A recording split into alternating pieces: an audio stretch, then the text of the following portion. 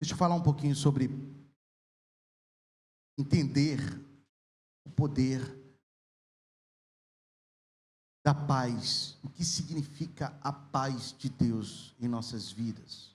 E hoje eu estou aqui, irmãos, tentando me atualizar. Vocês sabem que eu não sou de pregar aqui nem com um rascunho direito. Imagina, trouxe hoje o computador, porque eu achei bacana. Falei assim, achei legal. Eu vejo os pregadores pregando no púlpito com tablets e computadores. Eu falei assim, eu vou começar a me atualizar agora. Tô chique, justamente. Eu não sei se eu vou conseguir, mas eu vou tentar. Amém. Glória a Deus.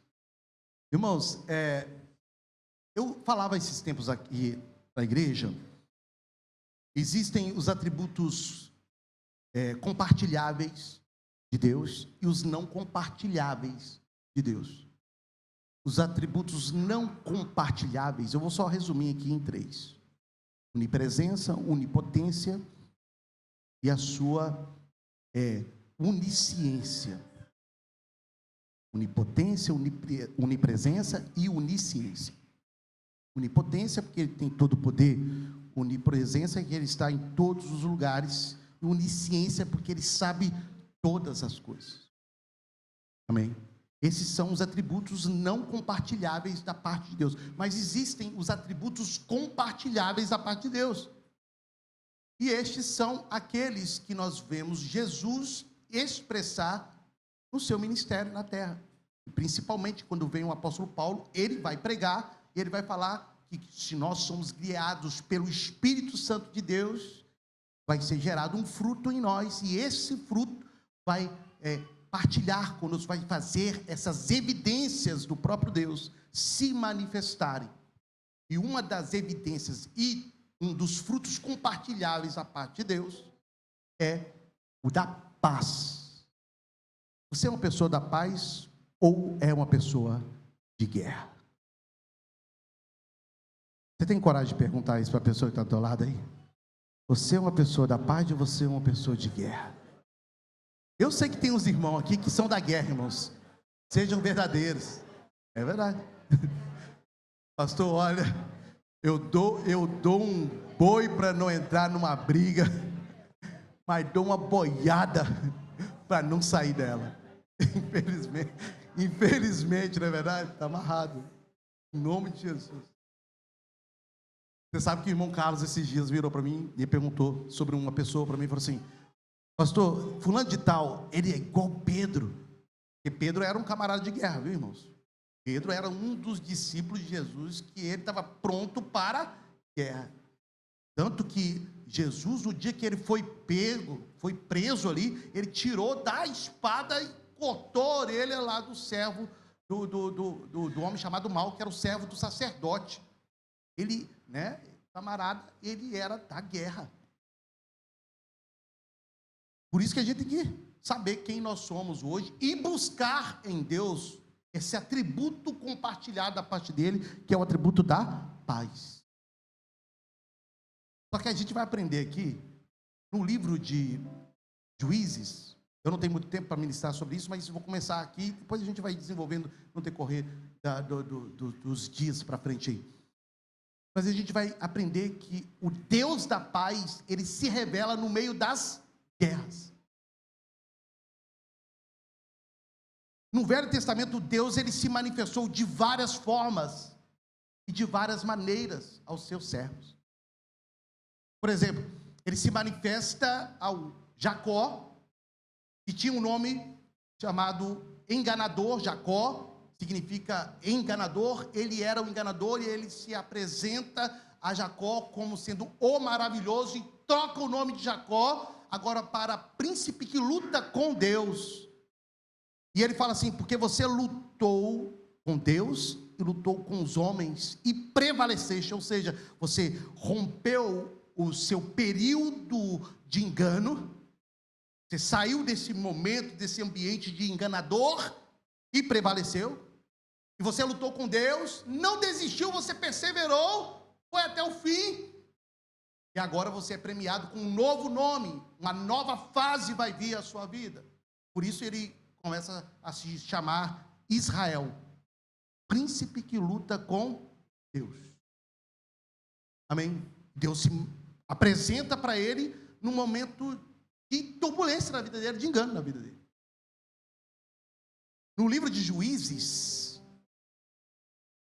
a Bíblia vai falar assim que o nosso Deus, ele começa a se manifestar e a governar o seu povo de diversas formas, de diversas maneiras, mas a vontade principal dele, do nosso Deus, não era que o povo tivesse um rei físico, era que o povo fosse governado pelo próprio Deus. Só que o povo rejeitou o conselho do Senhor.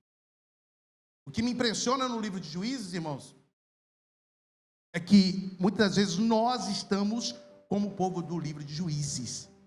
Às vezes a gente rejeita o governo de Deus. Por quê, irmãos? Por que a gente acha que os nossos caminhos são melhores do que os caminhos de Deus? Por que a gente acha que os nossos planos são melhores do que os planos do Senhor? E às vezes a gente quer fazer do nosso jeito, da nossa própria maneira. E o pior de tudo, quando nós nos enveredamos por esse caminho, vem o quê? Tribulação, opressão, tristeza, luta, angústia, várias coisas começam a ser geradas em nossas vidas.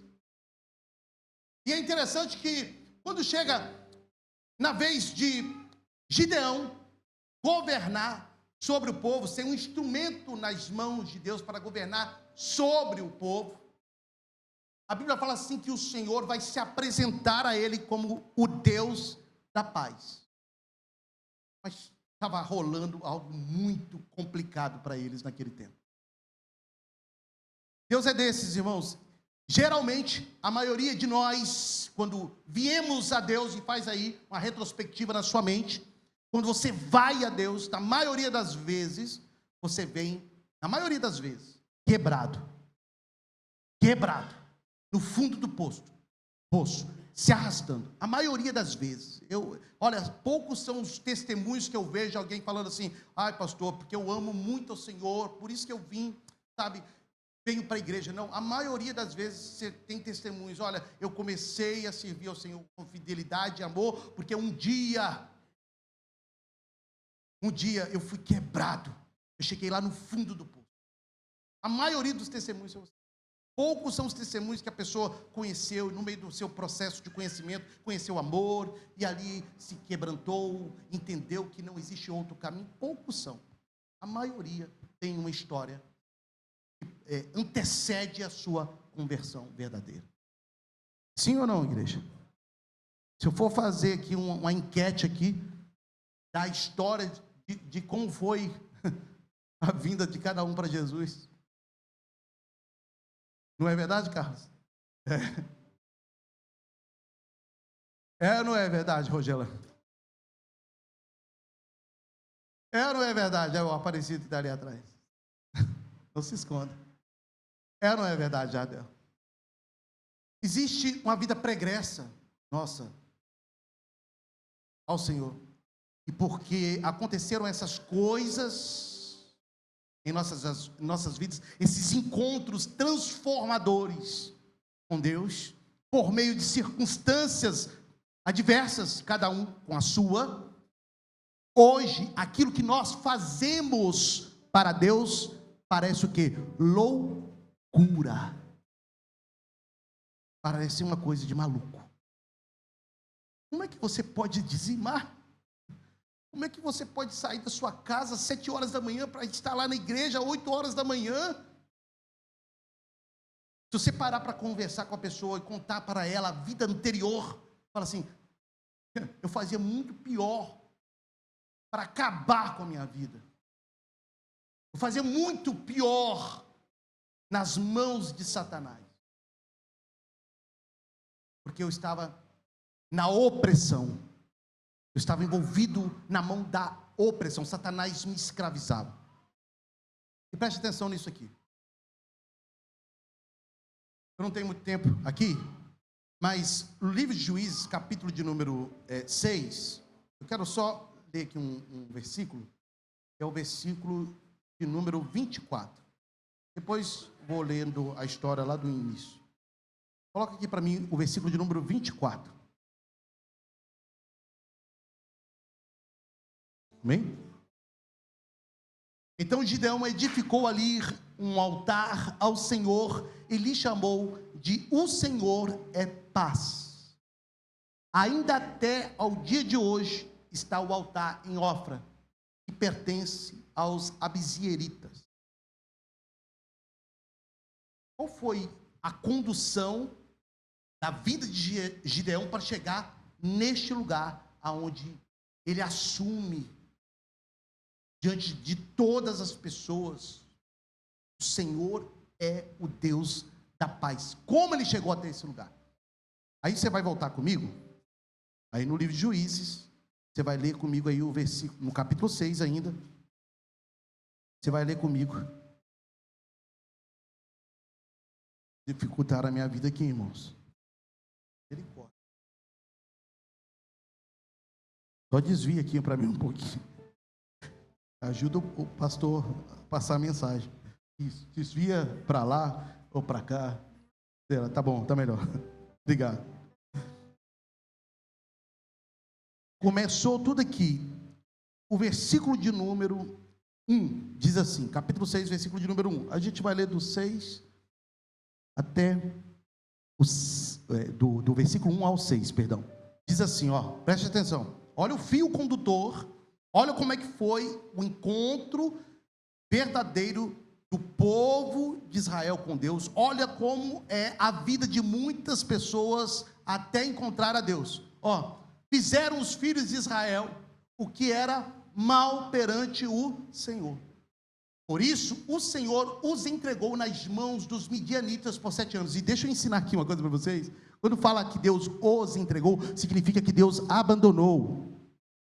Não é simplesmente eu peguei aqui o Jardel, ou a Silva, ou a Catarina, e simplesmente falei assim, eu vou entregar vocês nas mãos do diabo. Não. Uma coisa é a ausência de Deus. Dizem que o mal é a ausência de Deus. Onde não tem Deus, tem o mal. Muita gente está com a ausência de Deus lá no seu trabalho. Muita gente está com a ausência de Deus lá na sua família. Muita gente está com a ausência de Deus, às vezes, dentro da igreja. Está no meio daqueles que estão falando de Deus, mas estão sem Deus. E a Bíblia fala assim, que os filhos de Israel, portanto, que eram os filhos de Israel, os filhos de Deus, que Israel era um povo de Deus. E a Bíblia fala assim, que eles fizeram o que era mal, algo deliberado. E Deus se ausentou deles. Entregou, deixou que os midianitas viessem e oprimissem a eles durante muitos anos. Continua aqui o texto do versículo de número 2. Prevalecendo o domínio dos midianitas sobre Israel, fizeram estes para si, por causa dos midianitas, continua, as covas que estão nos montes e as cavernas e as fortificações, porque cada vez que Israel semeava, os midianitas e os amalequitas, como também os povos do Oriente, subiam contra ele, e contra ele se acampavam, destruindo os produtos da terra até a vizinhança de Gaza, e não deixavam não deixavam em Israel sustento algum, nem ovelhas, nem bois, nem jumentos. Continua. Pois subiam com os seus gados e tendas e vinham como gafanhotos, em tanta multidão que não se podiam contar, nem a eles, nem aos seus camelos, e entravam na terra para a destruir. Assim, Israel ficou muito debilitado com a presença dos midianitas. Então os filhos de Israel clamavam ao Senhor. Olha só, até o 6, isso é o suficiente. A Bíblia fala assim, que o povo de Israel fez o que era mal contra Deus, Deus os abandonou, os inimigos de Israel vieram e subiram como gafanhoto contra a terra de Israel, e acabaram com tudo que eles tinham. Se você continuar lendo aí, a Bíblia fala assim, que porque eles estavam debilitados e pobres, eles ficaram tão oprimidos, que eles fizeram buracos nas rochas, para se esconderem, sabe, dos inimigos. Eles chegaram no último estágio da pobreza e da calamidade. Muitos de nós, infelizmente, sabendo que tem um nome que é sobre todo nome, não nos prostramos diante desse nome. A gente vai até o último limite, a gente vai fazendo coisa errada atrás de coisa errada, a gente vai, tropeçando, caindo, rolando no meio da lama, e o inimigo se aproveita tanto das nossas vidas, que nos debilita até a gente ficar frágil, sem força, e é só um milagre para que a nossa vida seja organizada novamente.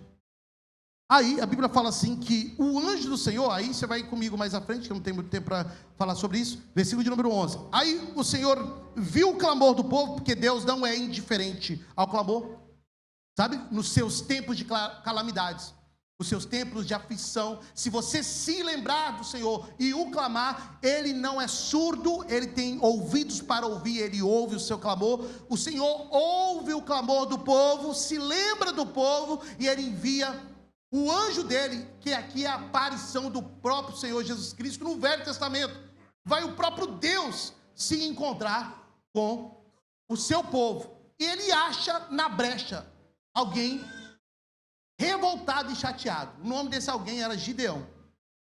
Sabe quando você vai no último limite da sua vida e você fala assim, meu Deus, não aguento mais,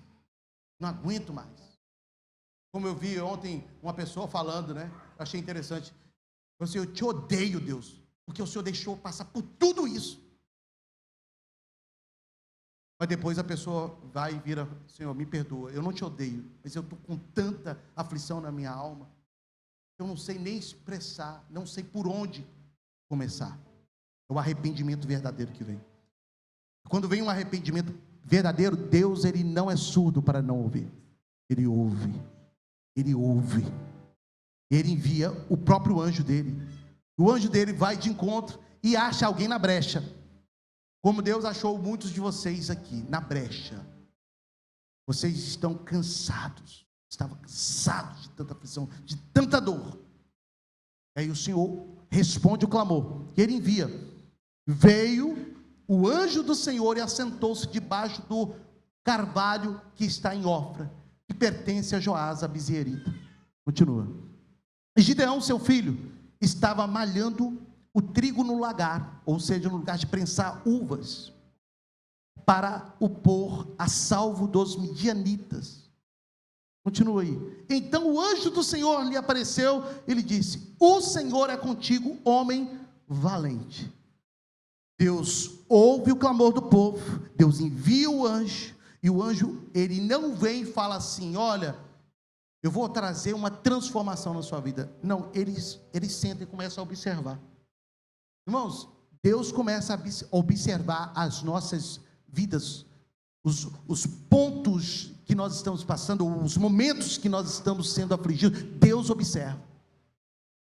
O anjo do Senhor começou a observar, e ele observa e acha Gideão malhando o trigo no lagar, no lugar de prensar uvas, para esconder.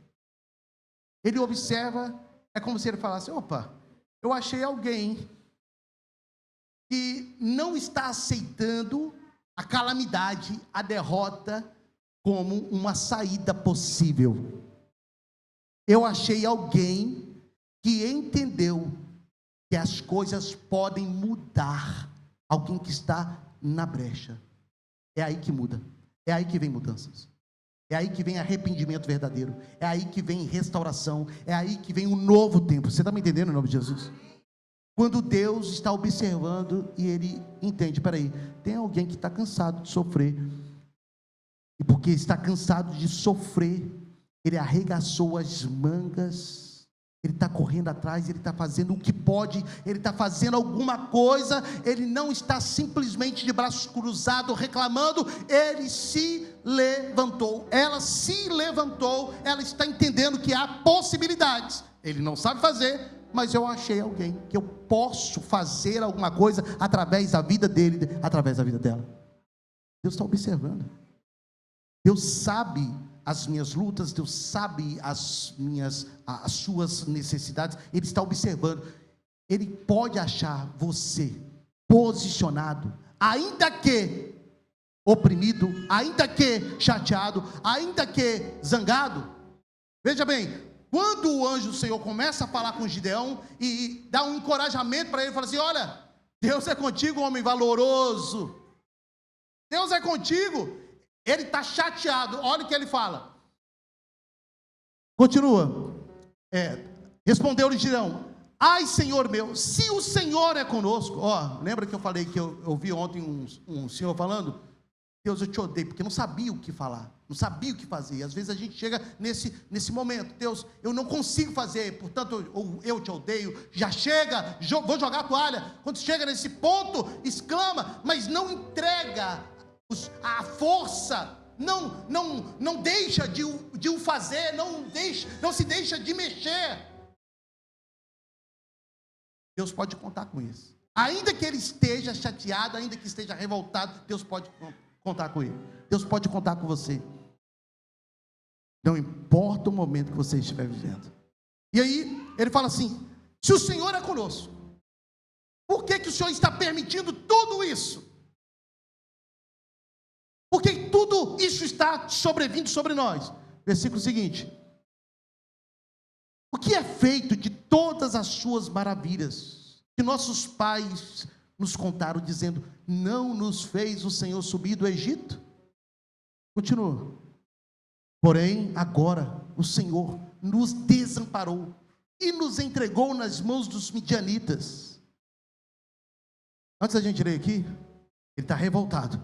Ele fala assim: o Senhor nos desamparou. Nós estamos tramados. Mas, entretanto, em outras palavras, eu continuo lutando, eu continuo trabalhando, eu continuo fazendo o que eu posso fazer. Será que Deus pode achar pessoas aqui hoje desse jeito? Senhor, eu estou sem força, eu estou sem fé, mas eu estou aqui adorando ao Senhor. Eu estou sem força, eu estou sem fé, eu estou chateado, eu estou ferido, mas eu estou aqui esperando o milagre do Senhor, esperando algo que possa acontecer diferente. Estou aqui. A Bíblia fala assim que o Senhor responde o questionamento dele, a insatisfação dele, a tristeza dele. Irmãos, Deus não é inquestionável. Deus só tem problema com pessoas preguiçosas. Você entende em nome de Jesus?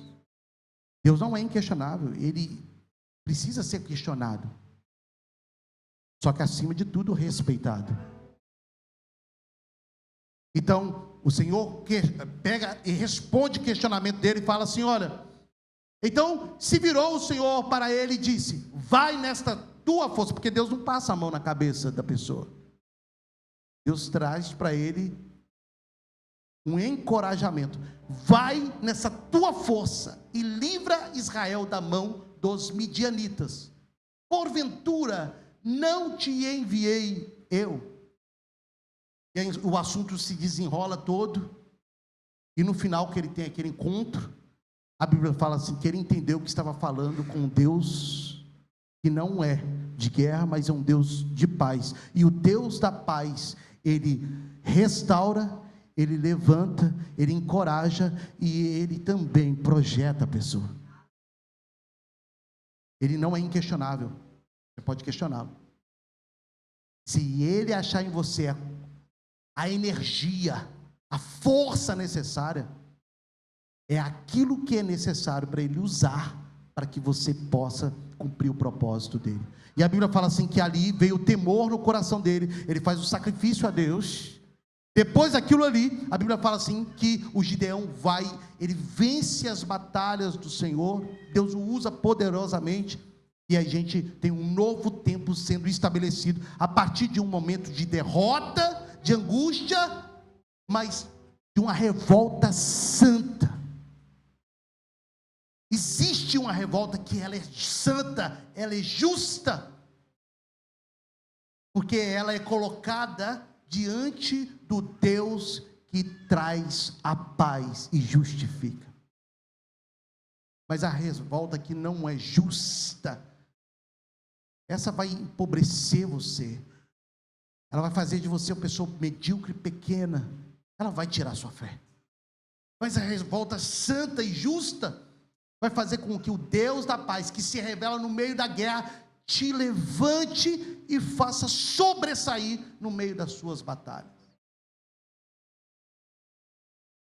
E aqui eu começo a aprender que nós precisamos estar com uma revolta santa contra o pecado, contra a aflição, contra a dor, contra as enfermidades, contra o medo, contra as injustiças. Tem que haver uma revolta santa dentro de nós. E quando Deus acha pessoas que estão com essa revolta santa e justa diante dele, ele vai falar assim comigo, com você: opa, ora, você vai se levantar e você vai trazer uma solução para este problema, para essa situação. Eu vou te usar. Você é capaz de ficar na brecha? Você é capaz de se permitir ser usado? O Deus da paz, Ele está aqui nesta manhã e Ele quer encontrar você e eu com uma revolta santa e justa e na brecha. Ele quer te usar.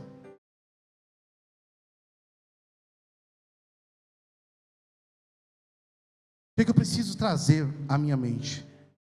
Você sabe que o profeta Jeremias, ele falou dessa forma assim, no meio da dor: quero trazer à memória aquilo que me traz o quê? Esperança. E eu não sei como é que você se encontra aqui nessa manhã. A caminhada sua, talvez tenha sido uma caminhada, pode ser que seja uma caminhada que você no meio dela adquiriu dores, tristezas, feridas, e você está revoltado com essas dores, com essas tristezas, essas feridas, porque isso afetou seu coração, isso afetou sua mente. Talvez você está no meio da sua caminhada se sentindo uma pessoa injustiçada. Talvez no meio da sua caminhada hoje você se encontra oprimido e deprimido, ou talvez até mesmo crente, mas não vê as coisas acontecerem. O Deus que apareceu a Gideão e mudou a sorte dele, ele aparece a mim e a você aqui nessa manhã e quer mudar a nossa sorte, a nossa história. Algo que eu preciso trazer à minha memória, que você também precisa trazer à memória, para lhe dar esperança e confiança. Primeira coisa, está aí no livro de Romanos, capítulo de número 5, versículo de número 12. Você precisa entender que agora, o Deus da paz, Ele te encontrou no meio da sua peleja, no meio das suas guerras. E se Ele te encontrou, Ele quer fazer com você uma aliança. O Deus da paz, Ele faz uma aliança com aqueles que se colocam disponíveis a Ele. Romanos capítulo de número 5, leia comigo aí, Romanos 5, coloca aqui para mim, Romanos 5, fica mais fácil, eu leio com os irmãos aqui, 5, versículo 1 e 2,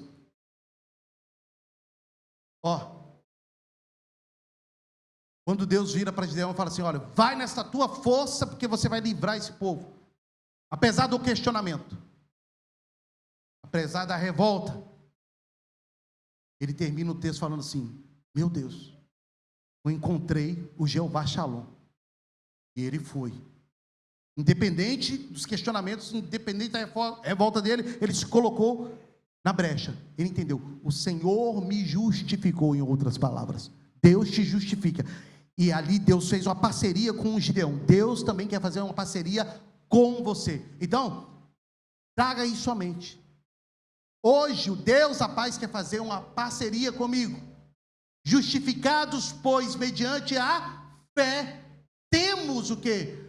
Paz com Deus, por meio de nosso Senhor Jesus Cristo. Versículo 2, por intermédio de quem obtivemos igualmente acesso pela fé a esta graça, na qual estamos firmes e gloriamos-nos na presença da glória de Deus. Presta atenção. O Deus da paz, Ele faz uma aliança com aqueles que se achegam, independente do problema, pela fé diante dEle. Meu Deus, independente das situações, eu estou aqui. Capacita-me. Firma comigo uma aliança. Deus quer firmar uma aliança comigo e com você, debaixo da paz dele. Por meio da fé, tenha confiança que a paz dele te encoraja e faz dele um parceiro no meio das suas batalhas, no meio das suas guerras. Você tem paz com Deus, Deus é o seu parceiro, você não está sozinho. Deus é o seu parceiro, você não está sozinho. Você pode dizer isso para você mesmo, hein? Deus é o meu parceiro, eu não estou sozinho. Independente da luta que eu estou enfrentando neste momento, da enfermidade que eu estou passando neste momento, da luta financeira que eu estou passando, da tribulação que eu estou passando no meu trabalho, das circunstâncias que eu estou passando lá em casa, com a minha família, com o meu cônjuge, independente disso, eu estou na brecha.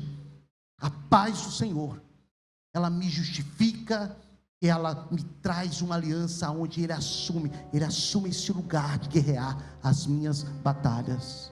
Ele é meu parceiro, Ele não me deixa desamparado, Ele não me deixa sozinho. Então não temas, amém? Não temas, você agora tem paz com Deus, você é amigo de Deus.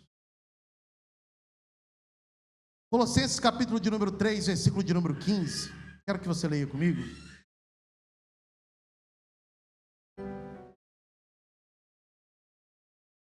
Havia desespero antes de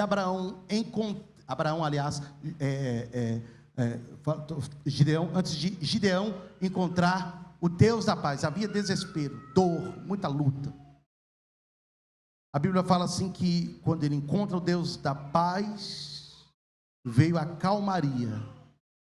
Vai vir calmaria no meio dos seus desesperos. O Deus da paz é com você. Amém. Você sabe que o desespero, ele impede você de tomar decisões assertivas. Sim ou não? Toda vez que você estiver desesperado, não toma decisão. Não toma decisões. Toda vez que você estiver debaixo de uma opressão, não tome decisões. Senão você vai comprometer sua família, você vai comprometer sua jornada. Acalma seu coração. E quem que vai me dar calma? Isso aqui, ó. A palavra de Deus fala assim, ó. Colossenses capítulo... Irmãos, tem que ficar mais ligeiro aí, me ajuda aí. Colossenses capítulo 3, versículo 15. Seja a paz de Cristo o árbitro em vosso coração, a qual também foste chamados em um só corpo, e sede o quê? Agradecidos. O árbitro é aquele que decide a partida, sim ou não? Então, você vai tomar uma decisão na sua vida, você não pode tomar decisões debaixo de desespero. Você precisa ter paz. Se você tem o próprio Deus como seu amigo, você tem Ele também como árbitro, aquele que te guia a tomar as decisões certas, que vai te livrar das confusões da sua vida. Ele é o árbitro. Você tem que falar com Ele: Espírito Santo, eu estou para tomar essa decisão por um negócio, estou para tomar essa decisão por um relacionamento, estou para tomar essa decisão por uma situação. Me guia, me ensina, abra minha mente, tira o desespero da minha alma, acalma a minha alma, para que eu tome uma decisão que não vai comprometer a minha vida, em o nome do Senhor. Jovens precisam bastante de aprender a ter o Espírito Santo de Deus como árbitro do seu coração. No auge da nossa adolescência, irmãos, que o adolescente ele vai até os 22, 23 anos, né? Verdade. A vida adulta ela começa mesmo a partir dos 22 anos. Já as mulheres têm mais, conseguem estar um pouco mais maduras, mas a maioria da galera hoje em dia vai até os seus 22 anos. Eles são muito impetuosos, fala demais, e acaba tendo prejuízos nas suas vidas. Prejuízos estes que para alguns vão se arrastar para o resto da vida. Então tem que ter a paz de Deus no seu coração para tomar decisões sobre profissão, sobre relacionamentos, sobre situações que vão entrar ou não, sobre o que vai se comprometer ou não, mas não só jovens, homens, mulheres. Para a gente servir na igreja, irmãos, a gente precisa ter compromisso, por exemplo, né? Você vai servir na igreja, você tem que ser uma pessoa comprometida. Por isso, você não pode entrar na obra do ministério sem esse entendimento. Eu preciso assumir uma aliança. Espírito Santo de Deus, é aqui que o Senhor quer que eu esteja mesmo? E se é aqui que o Senhor quer que eu esteja, então que o Senhor me dê provas para que eu possa estar bem aqui neste lugar. Eu faça de forma assertiva. Seja a paz de Deus. Não faça algo sem paz. A paz te dá direção assertiva. Seja a paz de Deus o juiz nos vossos corações. Agora eu quero que você leia comigo Filipenses. Caminhe debaixo da paz de Deus. Gideão, ele teve que aprender a caminhar debaixo da paz de Deus. Por isso que eu perguntei, você é uma pessoa de guerra ou uma pessoa de paz? Uma pessoa de guerra, ela não consegue estar debaixo da paz de Deus. Mas uma pessoa que é de paz, ela aprendeu, apesar das suas dificuldades, das suas limitações, apesar das suas circunstâncias, o melhor lugar para se estar é debaixo da paz de Deus. Aleluia. Ela tem o próprio Deus e o próprio Senhor Jesus como um parceiro da sua vida. Ela entende que tudo que ela vai fazer tem que passar pelo crivo da paz de Deus. E Filipenses capítulo 4, versículos 6 e 7, vai nos ensinar algo que nós precisamos aprender na caminhada da nossa vida debaixo da paz de Deus. O Senhor quer livrar irmãos e irmãs aqui de irritações. Tem uma vida irritada. Já viu aquela pessoa conflituosa? Por isso que eu perguntei, você é de guerra ou de paz? Tem gente que é de guerra mesmo. Tem gente que ela é de briga.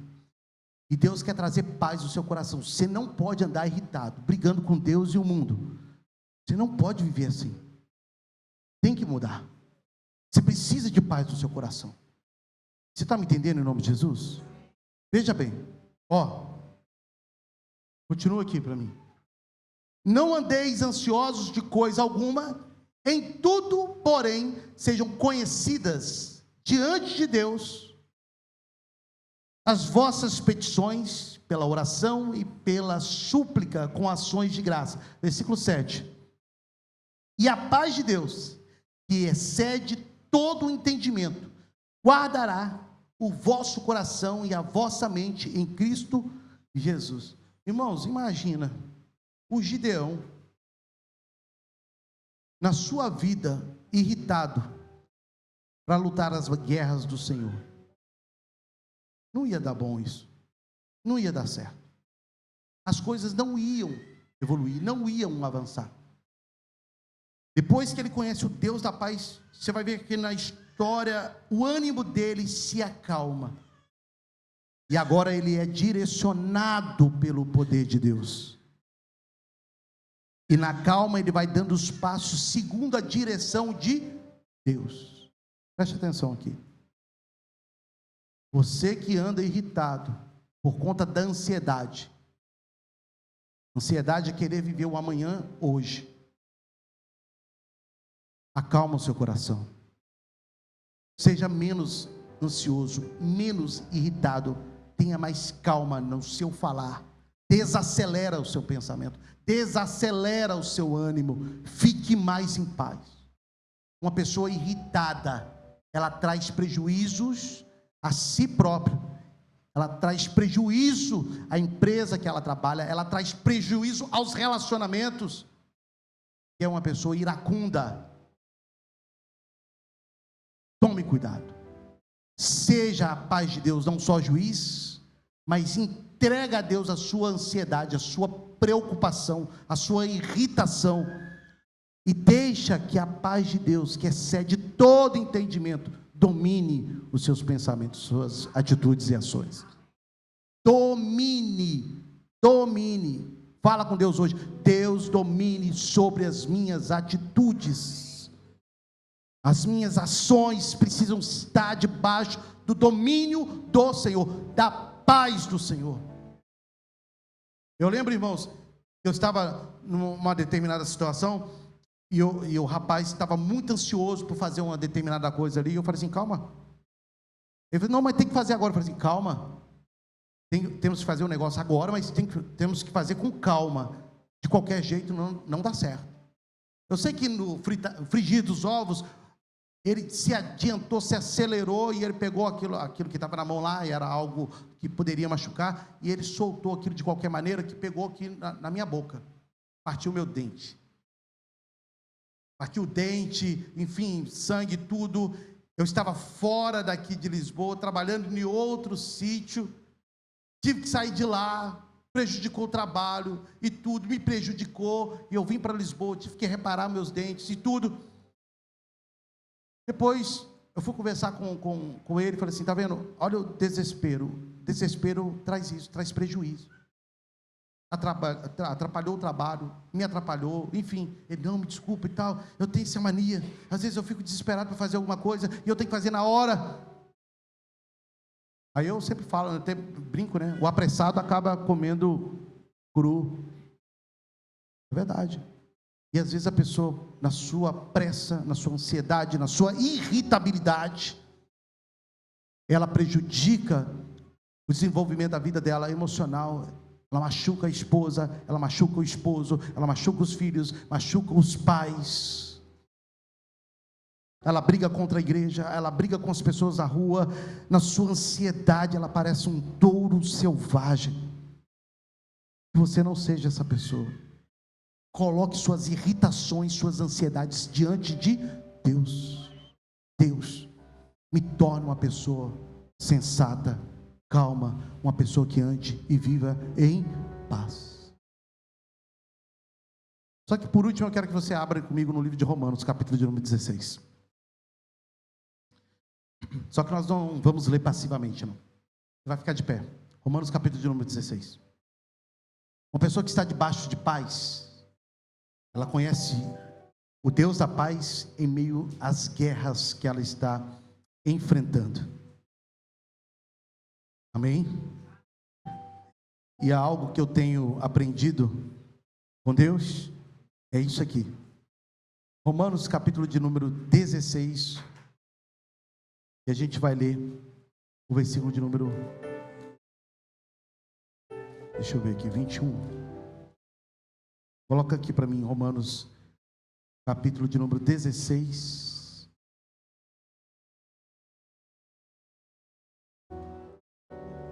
Isso. Versículo de número 20. Esse Deus da paz está aqui nesta manhã para te dar forças, acalmar seu coração, levar você com assertividade aos lugares que você precisa estar. Você não vai ficar desesperado, você vai ter calma para tomar decisões assertivas da sua vida. As coisas vão se colocar em ordem no seu devido tempo, no seu devido lugar. Deus da paz vai te conduzir à presença dele. Eu indico que você leia lá o livro de Juízes, veja a conclusão de toda a história. O que é você andar segundo o conselho do Espírito Santo? Hoje Deus quer que você ande segundo o conselho dele, e um dos conselhos dele para mim, para você hoje é: tenha paz e ande debaixo da minha paz. Tenha paz, ande debaixo da minha paz. E aí a Bíblia fala assim para mim, para você: e o Deus da paz é o nosso Deus. Diga, este é o meu Deus, o Deus da paz. Ele me traz no meio da guerra. Amém, no meio das minhas guerras.